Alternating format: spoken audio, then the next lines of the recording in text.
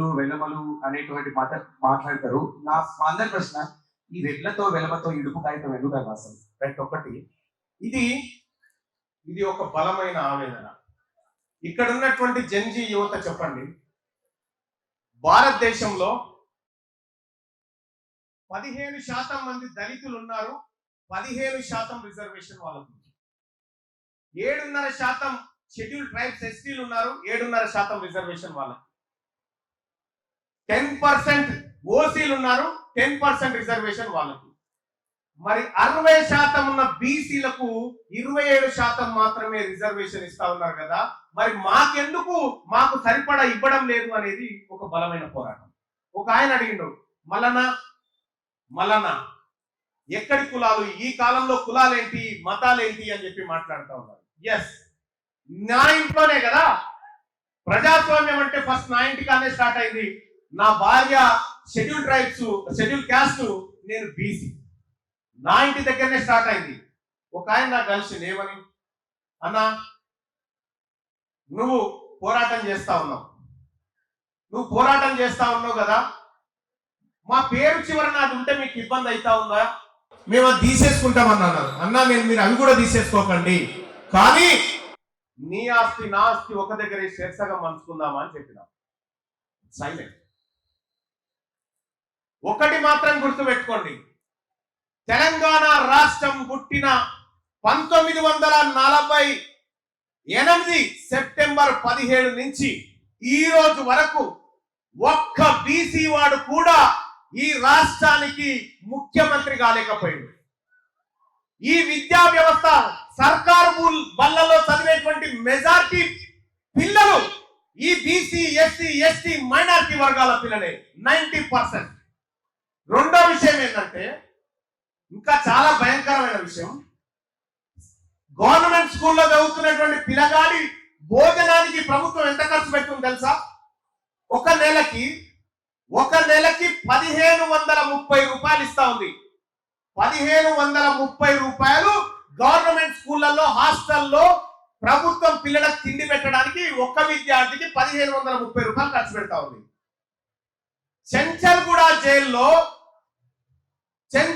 జైల్లో హత్యలు చేసి, మానభంగాలు చేసి, మర్డర్లు చేసినటువంటి ఖైదీకి 2300 ఖర్చు పెడతా ఉంది. పోలీసుల చేతుల్లో కుక్క ఉంటది ఒకటి, ఆల్ సెషన్ డాగ్ కుక్క. ఆ కుక్కకు నెలకు 16,000 రూపాయల తిండి పెడుతుంది ప్రభుత్వం. మన బిడ్డలకేమో 1500 రూపాయలతోటి 3 పూటలు తినమని చెప్తా ఉంది. అంటే నా లక్ష్యం క్లియర్. ఇర్రెస్పెక్టివ్ ఆఫ్ క్యాస్ట్ లేదు, కులం లేదు, మతం లేదు. పుట్టిన ప్రతి బిడ్డకు క్వాలిటీ ఎడ్యుకేషన్ ఇవ్వాలి, క్వాలిటీ హెల్త్ ఇవ్వాలి. అది తీర్మానం చెప్తున్నటువంటి మాట. నా పోరాటం దోపిడీదారుల మీద, తిండికి గతి లేని పేదల మీద కాదు. నా పోరాటం ఈ పేద బిడ్డల శానిటరీ ప్యాడ్ల డబ్బులు తిన్న దొంగల మీద నా పోరాటం. నా పోరాటం ఈ బిడ్డలకు రావాల్సినటువంటి 9,000 కోట్ల స్కాలర్షిప్లను దారి మళ్లించి దోచుక తింటున్న దొంగల మీద నా పోరాటం. నా పోరాటం మీ అందరి తలలను తాకట్టు పెట్టి, మీ పైన అప్పులు తీసుకొచ్చి, అప్పుల పేరుతో, కమిషన్ల పేరుతో రాష్ట్రాన్ని లూటీ చేస్తున్న దొంగ నా కొడుకుల పైన నా పోరాటం. ఆకలితో ఉన్న వాడితో కాదు నా పోరాటం అనేది దయచేసి అర్థం చేసుకోండి. Okay Mallanna garu, thank you so much. Next Gen Z youth నుంచి. హలో సార్, నా పేరు అజయ్ కుమార్. అజయ్, అంటే ఇది మెయిన్ ఈ మీటింగ్ ఎందుకంటే ఇది బీసీ రిజర్వేషన్ కోసం కదా సార్. అయితే ఫస్ట్ ఆఫ్ ఆల్ ఈ రిజర్వేషన్ సిస్టమ్ ఎందుకు అంటే, ఎవరికైతే హార్డ్ వర్క్ చేసి, ఎవరికైతే టాలెంట్ ఉంది, ఎవరికైతే నిజంగా అర్హత ఉందో జాబ్ కి, వాళ్ళకి ఆపర్చునిటీ రిజర్వేషన్ వల్ల దొరుకుతలేదని నేను అనుకుంటున్నా సార్. మీ అభిప్రాయం ఏంటి? తెలంగాణలో కాదు, భారతదేశంలో అసలు రిజర్వేషన్ ఉండకూడదు. అవునా కాదా? రిజర్వేషన్ ఉండకూడదు, కానీ దానికంటే ముందు కులం ఉండకూడదు. దానికంటే ముందు కులం ఉండకూడదు. ఓన్లీ రిజర్వేషన్ కాదు, రిజర్వేషన్ కంటే ముందు కులం ఉండకూడదు. ఇవాళ ఒక్క విషయం చెప్తా, మొత్తం హైకోర్టులు సుప్రీంకోర్టులు కలిసి మొత్తం హైకోర్టులు సుప్రీంకోర్టులలో 90% జడ్జిలు బ్రాహ్మణులే ఉంటారు. మరి అక్కడ మీ అందరికి తెలియలేదా? మీరు ఎగ్జామ్ రాసి ఉద్యోగం సంపాదిస్తారు కదా. ఒక ఐఏఎస్ కావాలంటే యూపీఎస్సీ పరీక్ష నిర్వహించాలి, ఒక ఐపీఎస్ కావాలంటే యూపీఎస్ క్వాలిఫై కావాలా. జడ్జి కావడానికి అవేం లేదు. ఇగో ఈయన మంచోడు అని తెలుసుకుంటారు అంతే.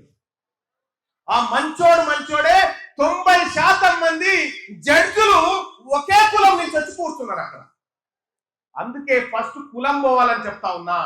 కుల నిర్మూలన కోసం, కులం లేని వ్యవస్థను తయారు చేయడం కోసం మీ జంజీ యువత అంతా నడుము బిగించాలని చెప్తా ఉన్నా. కుల రహిత సమాజమే మన బతుకులు మారుస్తుంది. కులం లేకపోతే మీరు గుర్తుపెట్టుకోండి, మీరు గ్రామీణ ప్రాంతాల నుంచి వస్తారు, మీ ఇంట్లో ఎవరైనా దుబాయ్ పోతారు, అమెరికా పోతారు, లండన్ పోతారు, ఆస్ట్రేలియా పోతారు కదా. ఊర్లో అమ్మా నాయనను వదిలిపెట్టిపోతారు, ఇంటిని వదిలిపెట్టిపోతారు, స్నేహితులను వదిలిపెడతారు, బాయిని వదిలిపెడతారు, బంధువులను వదిలిపెడతారు, భార్య పిల్లలను వదిలిపెడతారు. కానీ అతడు తన వెంట తీసుకుపోయేది ఒకే ఒక్కటి, అది కులం. ఎక్కడికి వచ్చినా కులం నీకు పోదు. పోకుండా చేసినటువంటి దుర్మార్గమైన వ్యవస్థలో ఈ కులరహిత సమాజం కోసం కులం లేని జీవితం ఎంత అందమైన జీవితం మీరు ఒక్కసారి అర్థం చేసుకోండి. ఇక్కడ ఎన్ని చూస్తా ఉన్నాం? ఒక అమ్మాయి తక్కువ కులం వాడిని ప్రేమించిందని మంటలు చేసిన దాఖలాలు ఎన్ని చూసాం? ఒక అబ్బాయి తక్కువ కులం అమ్మాయిని చేసుకున్నారని చెప్పి ఎంతమంది ఇల్లుగాల పెట్టంగా చూసినాం. అదే భారతదేశం దాటితే, భారతదేశం బార్డర్ దాటి అవతలికి పోతే కులమే లేదుగా. ఒక్క ఈ దేశంలోనే ఎందుకుంది అనంటే, ఈ దేశంలో యూత్ మేలుకున్నప్పుడే కులం పోతుంది, జంజీ మేలుకున్నప్పుడే కులం పోతుంది. బయట దేశంలో సపోజ్ ఒక ఎగ్జాంపుల్ చెప్తా. అమెరికా, యూరప్ లాంటి దేశాల్లో ఏంటంటే, ఒక అబ్బాయి పెళ్లి చేసుకోవాలనుకున్నానుకో, వాళ్ళ నాన్న దగ్గర పోయి ఈ అబ్బాయి పిల్లని చూసుకుంటాడు. వాళ్ళిద్దరు ప్రేమలో ఉంటారు, పెళ్లి చేసుకోవాలనుకుంటారు. వాళ్ళ డాడీ దగ్గర పోయి చెప్తాడు, ఏమని? డాడీ ఈవినింగ్ నా పెళ్లి ఉంది, నీకు వీలైతే అట్లా వచ్చిపో అని చెప్తాడు.